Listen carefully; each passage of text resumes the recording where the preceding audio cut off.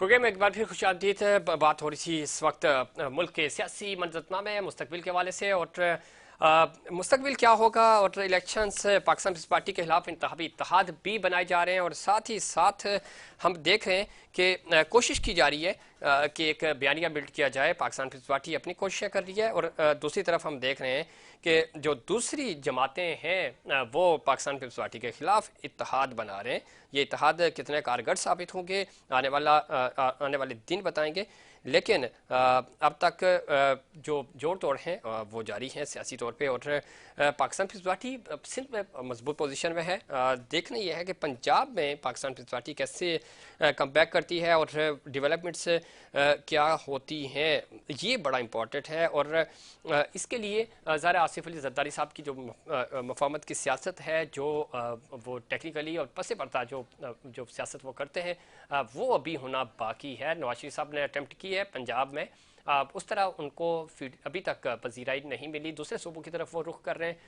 बलूचिस्तान उन्होंने विजिट किया, वहाँ से कुछ लोग उनके साथ शामिल भी हुए। केपी को अभी उन्होंने प्रॉपर टाइम देना है और उसके बाद सिंध का रुख करेंगे। सिंध में वो इत्तेहाद बना रहे हैं पाकिस्तान पीपल्स पार्टी के खिलाफ।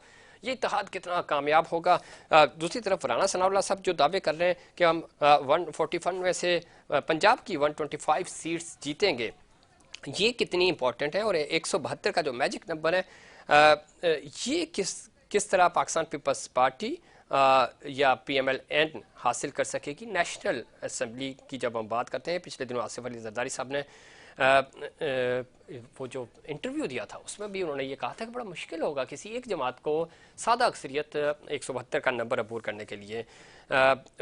वो इसलिए भी ज़्यादा ज़रूरी है कि पाकिस्तान पीपल्स पार्टी सिंध में तो बेहतर नंबर लेके आएगी। पंजाब में कोई भी ऐसी बड़ी जमात हमें नज़र नहीं आ रही कि जो 100 से ज़्यादा सीट्स जीत सके। अगर आपने पंजाब में से 100 सीटें निकालनी हैं तो नेशनल असम्बली में जाने के लिए या आपको हुकूमत बनाने के लिए आपके पास वाज़े नंबर्स होंगे, एक माहौल बन जाता है। बाकी सूबों से भी अगर आपकी थोड़ी बहुत नुमाइंदगी हो तो चीज़ें बेहतर हो जाती हैं। लेकिन पाकिस्तान मुस्लिम लीग नून की पंजाब में उस तरह के फुटप्रिंट्स नहीं है जो जो अब तक के सर्वे रिपोर्ट्स आ रही हैं, जो इस तरह के इवन जलसे भी हो रहे हैं, वो सारी चीज़ें पाकिस्तान मुस्लिम लीग नून को उस तरह फेवर ही नहीं कर रही। तो ये कैसे मैनेज होगा? मुस्लिम लीग नून दावे कर रही है हम हुकूमत बनाएंगे, लेकिन हुकूमत बनाने के लिए आपके पास ज़ाहिर बरतरी हासिल होना ज़रूरी है। बाकी जमातों से ज़्यादा नंबर्स आपके पास होंगे तो आप बेहतर पोजीशन में जा सकते हैं। इस सिलसिले में पंजाब पाकिस्तान पीपल्स पार्टी के लिए बड़ा इंपॉर्टेंट होगा। सिंध में पाकिस्तान पीपल्स पार्टी की पोजीशन बहुत बेहतर है। अब तक आने वाले दिनों में क्या होगा वो बड़ा इंपॉर्टेंट है। साथ ही साथ केपी और बलूचिस्तान में चूँकि इंडिविजुअल्स की सियासत, इलेक्टिबल्स की सियासत मैटर करती है और वो अगर किसी किस्म का कोई प्रेशर नहीं हुआ तो पाकिस्तान पीपल्स पार्टी के साथ जैसे हमने देखा था निगरान हुकूमत बनने के फौरी बाद टिल्ड नज़र आ रहा था, लोग आ रहे थे, पाकिस्तान पीपल्स पार्टी ज्वाइन कर रहे थे। पाकिस्तान पीपल्स पार्टी लोग इवन आज भी कराची की सतह पर तो ज्वाइन कर रहे हैं और दीगर सूबों में भी पाकिस्तान पीपल्स पार्टी की तरफ लोग आ रहे हैं। केपी में पाकिस्तान पीपल्स पार्टी का जो डिजिटल मीडिया है वो बड़ा बेहतर है। तंजीमी सतह पे भी चीज़ें हैं। अभी बिलावल भुट्टो साहब ने वहाँ जो जलसे किए, क्राउड था, चार्ज क्राउड नज़र आया। ये जो क्राउड है इसको कैसे टिल्ट करेगी पाकिस्तान पीपल्स पार्टी अपनी तरफ, ये भी बड़ा इंपॉर्टेंट है। दूसरी तरफ नवाज शरीफ साहब का जो बयानिया है 2017 तक का उनका जो बयानिया था वोट को इज्जत दो, वो बयानिया हमें बैकफुट पे नज़र आ रहा है। लेकिन पिछले 2 दिन से जिस तरह की उनकी स्टेटमेंट्स आ रही हैं, थोड़ी सी मफामत से मसामत की तरफ वो आ रहे हैं, एग्रेशन इनकी बातों में नज़र आ रहा है। वो इमरान खान को ज़िम्मेदार नहीं समझते थे। वो कहते थे कि इमरान खान तो कठपुतली है, इसके पीछे कोई और लोग हैं, उनके वो नाम भी लेते थे। फिर बाद में उन्होंने 5 का टोला कहा। अब आजकल वो नाम नहीं ले रहे, लेकिन अब वो ये कह रहे हैं कि इनके पीछे जो हैं वो वही ताकतें हैं जो इमरान खान को लेकर आई, वो भी बराबर के ज़िम्मेदार हैं। इस तरह के बयान देने की क्यों ज़रूरत पेश आई उनको? और एक बजाय तो बड़ी खामोशी से वो अपना सफ़र आगे की तरफ लेके जा रहे थे। अभी ज़्यादा इलेक्शन कैंपेन उन्होंने प्रॉपर तरीके से शुरू करनी है, जलसे जुलूसों में अवाम को अट्रैक्ट करने के लिए, अपने कारकुनों को अट्रैक्ट करने के लिए थोड़ा सा बयानिया आपको सख्त बनाना पड़ेगा। शायद वो इस चीज़ को महसूस किया उन्होंने कि अगर हमने मफामत की सियासत जारी रखी तो शायद हमें नुकसान होगा। पंजाब उस तरह उनको रिस्पॉन्ड नहीं कर रहा जिस तरह वो तवक्को कर रहे थे लंदन वापसी से पहले, लेकिन ग्राउंड रियलिटीज़ बिल्कुल डिफरेंट है। वहाँ पे हमने देख रहे हैं कि जहांगीर खान तरीन साहब की जो पार्टी है वो भी कोशिश कर रहे हैं, जल्द से जुलूस हो रहे हैं, लेकिन मोमेंटम उनकी तरफ भी इतना नहीं है। बड़ा सरप्राइज़ होगा अगर पाकिस्तान तहरीक इंसाफ को, जो चूँकि इंट्रा पार्टी इलेक्शन का कहा गया है, इलेक्शंस हो जाते हैं, चेयरमैन इमरान खान रहते हैं या नहीं रहते, ये भी एक अलग बहस है। लेकिन अगर इनको निशान मिल गया और उस निशान के ऊपर अगर जीतने बल्ले के निशान के ऊपर ही पाकिस्तान तहरीक इंसाफ गई तो, और उम्मीदवार उनको जो लेवल प्लेइंग फील्ड की के शिकवे शिकायत बातचीत हो रही है, अगर लेवल प्लेइंग फील्ड मिल गई तो ये भी बड़ा सरप्राइज़ होगा। पाकिस्तान तहरीक इंसाफ का जो वोटर है बड़ा खामोश है, टील्ड भी नज़र आ रहा है, तो क्या वो कोई सरप्राइज़ दे सकता है? नताइज कैसे होंगे? ये एक सरप्राइज़ होगा सब के लिए भी। दूसरी तरफ जब हम बात करते हैं कि क्या दूसरी कोई जमात है, तो आज परवेज़ खट्टर साहब कह रहे हैं कि 40 साल से मैं सियासत कर रहा हूँ, कोई इदारा बेवकूफ़ नहीं बना सकता। ये स्टेटमेंट उनको क्यों देनी पड़ी? और केपी में वो कोशिश कर रहे हैं कि जो पाकिस्तान तहरीक इंसाफ का वोटर है वो उनकी तरफ टिल्ड हो सके। बज़ाहिर तो नहीं लग रहा आने वाले दिनों में क्या इम्पैक्ट डाल सकेगी परवेज़ खट्टर साहब, क्या इम्पैक्ट डालेंगे केपी में, ये बड़ा इंपॉर्टेंट है। मज़ीद बात करें कि हमें ज्वाइन किया जनाब निसार अहमद खोड़ो साहब हैं, सीनियर सियासतदान हैं, सीनियर रहनुमा हैं, पाकिस्तान पीपल्स पार्टी सिंध के सदर भी हैं। खोड़ो साहब खुश आमदीद कहते हैं आपको प्रोग्राम में। जी मेहरबानी। खोड़ साहब, हम देख रहे हैं कल भी आप प्रेस कॉन्फ्रेंस आपने की, आपके साथ लोगों ने पाकिस्तान पीपल्स पार्टी में शमूलियत भी इख्तियार की, एक मोमेंटम बन रहा है और लोग पाकिस्तान पीपल्स पार्टी में शामिल हो रहे हैं। किस तरह देख रहे हैं? माहौल आहिस्ता आहिस्ता बनता जा रहा है, लोग आपकी तरफ आ रहे हैं। दावे तो कोई और कर रहा था कि हुकूमत हम बनाने जा रहे हैं, लेकिन हम देख रहे हैं कि जो डेवलपमेंट्स हो रही हैं आहिस्ता आहिस्ता लोग आपकी तरफ आ रहे हैं। सर, अगर लोग हमारी तरफ आ रहे हैं तो मैं समझता हूँ किसी को एतराज नहीं होना चाहिए। पाकिस्तान के लोग पीपल्स पार्टी के इस किरदार को एक्सेप्ट कर चुके हैं कि उन्होंने जमहूरियत, आइन और अवाम दोस्ती के लिए जितना कुछ किया है किसी और पार्टी ने नहीं किया।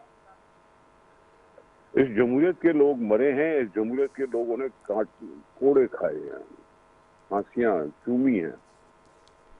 ये कम एजाज नहीं है जो पीपल्स पार्टी ने लिया है।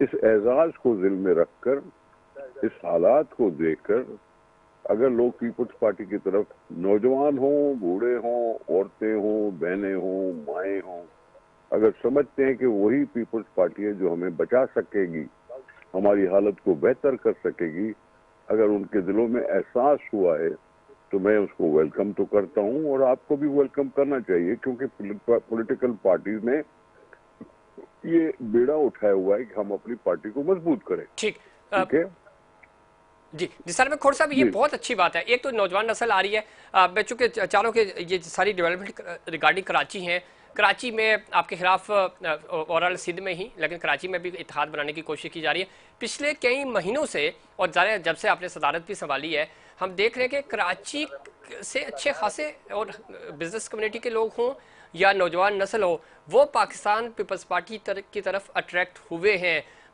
कुछ लोग जो एमक्यूएम का हिस्सा थे माजी में, वो भी एमक्यूएम छोड़कर आपकी तरफ शामिल हुए हैं। एमक्यूएम जो आपकी रवायती कभी हरीफ भी रही, अलीफ भी रही, वो ये कहते हैं कि अच्छा है पाकिस्तान पीपल्स पार्टी ने वैसे ही हमें कुछ नहीं दिया था, तो हमारे जो लोग हैं वो भी लेके जा रहे हैं, तो हमें कोई एतराज नहीं है इस बात पे। देखें, कराची सिंध का शान है। जी बिल्कुल। सिंध को कराची पे मान है, हमारा गेटवे है, पाकिस्तान का गेटवे है, बंदरगाह है। दुनिया कराची को मानती है, उसकी हैसियत को जानती है। लेकिन मैं आपसे फिर से इस्तदा कर रहा हूं कि जितने गांव के लोग गरीब हैं, जिनके गांव की मजबूरियां हैं, जहां ख्वाब पलते हैं और चिकना चूर हो जाते हैं, वो गरीब आवाम जो रहते हैं सिंध के देहात में, उनका भी हमें सबको ख्याल करना पड़ता है। हमें पूरे सिंध को ख्याल करना चाहिए। ठीक है, शहर है, शहर यकीनी तौर पर तवज्जो के काबिल है और शहर बढ़ता ही रहेगा, लेकिन मेरे बीमार बच्चे बीमार रहें तो क्या मुझे ये एहसास नहीं होना चाहिए? तो इसलिए मैं सिंध की बात करता हूं और उसमें दुआ करता हूं कि शहर में रहने वाले लोगों की भी जिंदगी बेहतर हो, साथ ही साथ मेरे गरीब बच्चों की, मेरे गरीब माओ बहनों की भी सदाएं बेअसर न हो, इसलिए हम यकसा कोशिश करते हैं कि खिदमत की जाए, जिसके लिए हम शुक्रगुजार हैं लोगों के जिन्होंने हमारे लिए हमारा साथ दिया, और उम्मीद करते हैं कि आइंदा भी साथ देते रहेंगे। बिल्कुल ठीक है निसार में खोर साहब, अब सिंध में की जब हम बात करते हैं, ज़ाहिर हम सिंध में बैठे हैं, कराची में बैठे हैं, और सिंध की डायनामिक्स को भी जानते हैं। आज तक की अगर हम देखें तो आपकी बहुत बेहतर पोजीशन है, ज़ाहिर है दूर दूर तक आपका कोई मद्दे मुकाबिल नहीं है। आपकी जो ओपोजिशन जमातें हैं, दूसरी जो जमातें हैं, वो इत्तेहाद बनाने की कोशिश कर रही हैं, माजी में भी इत्तेहाद बने। आप समझते हैं कि इस इत्तेहाद से आपको कोई, आपकी सियासत पे कोई इम्पैक्ट आएगा, नुकसान पहुंचेगा, या आप पहले से ज़्यादा नंबर्स निकालेंगे पूरे सिंध से? आप ये देखो, मैं इसमें बिलीव करता हूं कि मैं वो आदमी नहीं हूं जो पेशन गोई करता रहे। ठीक। मैं पेशन गोई में यकीन नहीं रखता। पेशन गोई इंसान के बस की बात नहीं है, ये होता है सब अल्लाह की मर्जी से। बेशक। इसलिए मैं पेशन गोई से गुरेज करता हूं। लेकिन 3 इलेक्शंस का जो हमारे पास नतीजा है वो हमेशा हौसला अफजा रहा है। 2008, उससे बेहतर 2013, उससे बेहतर 2018। ये पीपुल्स पार्टी आगे बढ़ने का नाम है। हम इलेक्शन को इलेक्शन समझते हैं, हम सीटों की गिनती नहीं करते हैं कि मैं इतना जीतूंगा और वो इतना जीतेगा। हमें पहले कुछ पता नहीं होता, अवाम की मर्जी होती है कि अवाम किसके लिए वोट करें और उसके लिए किसके लिए हमदर्दी दिखाएं। ठीक। अल्लाह, हमारी जदोजहद जारी है, कराची हो या दीगर इलाके हो, हमारी जदोजहद जारी है, और जदोजहद में जारी रख के अवाम को मुतवज्जो करते रहेंगे, और अल्लाह करेगा उनकी हमदर्दियां हमारे साथ होंगी। ज़ाहिर है 8 फरवरी 2024 को पता चलेगा अवाम किसके साथ हैं, और ज़ाहिर यही जमहूरियत है और जमहूरियत का हुस्न भी। खोड़ा साहब, यौम तासीस आप ज़ाहिर इस दफ़ा कोयटा में मना रहे हैं, और साथ ही साथ वो पाकिस्तान पीपल्स पार्टी जिसकी लाहौर से बुनियाद रखी गई। पंजाब की अगर हम बात करें, चूँकि राना सनाउल्लाह साहब दावा कर रहे हैं, अगेन मैं नंबर्स पे जा रहा हूँ, माजी देख के ही ज़ाहिर आप ऐसा वक्त से पेशन कोई नहीं कर सकता, वोटर्स ने ही फैसला करना है कि क्या करेंगे। लेकिन दावे बड़े पंजाब से आ रहे हैं। बज़ाहिर अगर हम देखें, ग्राउंड रियलिटीज़ देखें, सर्वे रिपोर्ट्स देखें, वो मुस्लिम लीग नून के हक में नहीं नज़र आ रही। पंजाब में पाकिस्तान पीपल्स पार्टी की क्या पोजीशन है और क्या स्ट्रॉन्ग कमबैक होगा? राना साहब तो दावा कर रहे हैं कि हम 141 में से नेशनल असेंबली की 125 सीटें तो जीत रहे हैं आज की तारीख तक। मैं उसके जवाब में सिर्फ ये कहूंगा, क्योंकि हम हारे हुए हैं पंजाब से जी, इसलिए मैं सिर्फ ये कहूंगा कि अल्लाह करेगा हम आपको सरप्राइज देंगे। सरप्राइज देंगे, पंजाब से सरप्राइज पाकिस्तान पीपल्स पार्टी देगी। अच्छा, थैंक यू, थैंक यू, ठीक है। Thank you. अच्छा, आखिरी सवाल खोड़ा साहब, ओवरऑल अगर हम देखें तो मोमेंटम क्या देख रहे हैं आप? चूँकि आसिफ अली जरदारी साहब ने अपने इंटरव्यू में भी कहा था कि वैसे जो बाज़ाहिर लग रहा है अब तक के, उन्होंने भी ज़रा कोई पेशन कोई तो नहीं की, लेकिन 172 नंबर्स निकालना किसी भी पॉलिटिकल पार्टी के लिए बड़ा मुश्किल होगा, मिलजुल कर ही हुकूमत बनानी पड़ेगी।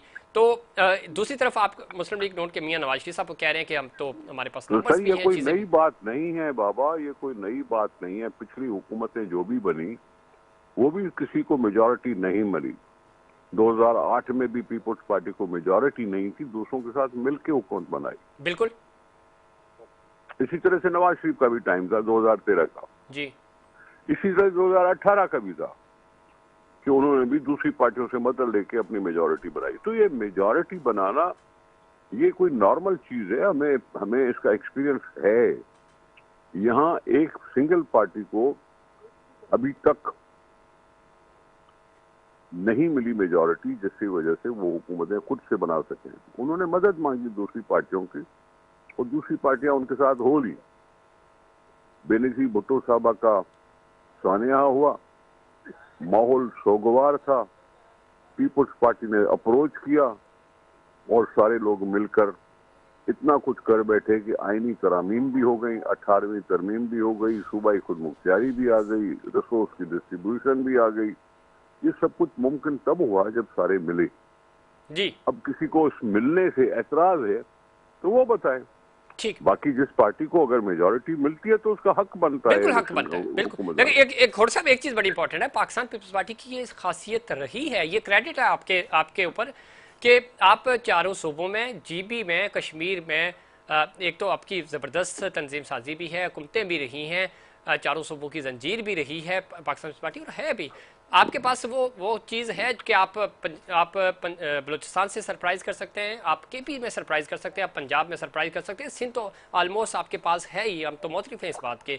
तो कोई बड़ा अपसेट, कोई चीज़ें, चूंकि अभी तक जरदारी साहब थोड़ा सा खामोश हैं, अभी उन्होंने अपने पत्ते शो नहीं किए, तो कोई बड़ा सरप्राइज नेशनल सतह पे मिल सकता है? तो मैं पहले आपको सरप्राइज क्यों बताऊं? इलेक्शन के दिल में आएंगे। हम तो कह रहे हैं कोई हिंट्स दें, हम सरप्राइज बिल्कुल ना बताएं, सरप्राइज बता दिया तो सरप्राइज नहीं रहेगा। तो फिर वही तो कह रहा हूं। जी, thank you sir. Thank you so much Nisar मेखोड़ साहब, अपने प्रोग्राम में वक्त दिया। और सरप्राइज वो कह रहे हैं अभी सरप्राइज रहेगा, बड़ा सरप्राइज आ गया पंजाब के हवाले से। खोड़ साहब ने खासतौर पे बात की है कि हम दावा नहीं कर रहे, वहाँ पे पिछला इलेक्शन हम हार गए थे, बुरी तरह हारे थे, लेकिन इस दफ़ा के जो नंबर्स हैं वो आपको सरप्राइज होगा आपके लिए। और देखना यह है कि क्या पाकिस्तान पीपल्स पार्टी वहाँ पे सरप्राइज दे सकेगी। बड़ी मेहनत करनी होगी। वो पार्टी जिसने वहाँ से जन्म लिया, आज पंजाब में बहुत कमज़ोर पोजीशन है, लेकिन बड़ा सरप्राइज भी हो सकता है। आसिफ अली जरदारी साहब लाहौर के मिशन पे हैं, मिशन पॉसिबल अगर हो गया तो ये एक बड़ा सरप्राइज भी हो सकता है। इस पर मजीद बात करेंगे, लेकिन उससे पहले मशवरे।